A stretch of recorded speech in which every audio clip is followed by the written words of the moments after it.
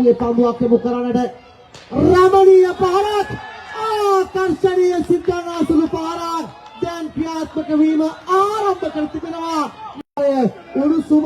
සෑල්ල පන්දුව තුළ මේ ක්‍රීඩා පිටිය තුළ මේ තරගය තුළ අතිශයින්ම උණුසුම් මුලවරක් ගෙන තිබෙනවා. යන පන්දුව යොමු කිරීම සඳහා හරවා පහරක්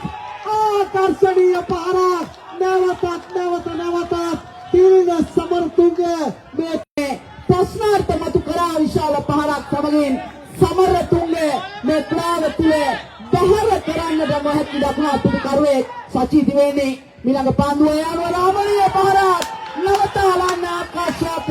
යනවා පන්දු රකින්න කුලකියා නරඹන්නක බවට පත් කරලා ලක්මාල් පැතිරෙන සවණේ කරනත් කියාව ලැබෙනවා අපේ තරග නරඹනනි කුමන අතකට දෝරන්නේ වීද මේ තරගය ප්‍රශ්නාර්ථ රාශියක් නැවතත් ආකාශීය පහරක් එවර අති විශිෂ්ට පන්දු අතර කරවීමක් විශේෂ වශයෙන්ම ප්‍රශ්නාර්ථයක් ගෙන දුන්නා. ඒ නීත්‍යානුකූලව රැකගත්තාද කියන වගේට එසේ නමුත් සංවිධායකයන් ඒ හරියාකාරයේ දුටුවාලා සිය කවුරු දෙක තදින් රත්‍රී පිරෙන්නේ පෙකාලි මිතුරනේ යනවා දැන් පන්දු පහකදී ලකුණු 16ක් ලබා ගත යුතුයි. යනවා 500කට ආසන්න ප්‍රමාණයක් සජීවීව මුහුපත හරහා තරගයේ නරඹන සිටිනේ හර්වේ පන්දුව තුලේ සමර තුංග විශාල පහරක් කෙල්ල කරමින් වෙනවා දැනේ ප්‍රශ්නාර්ථ නිරාකරණය කරන්නට යන්නේ ගියවර මේ තරග මාලාවේ සූර්යයන් රාමණීය පහරක්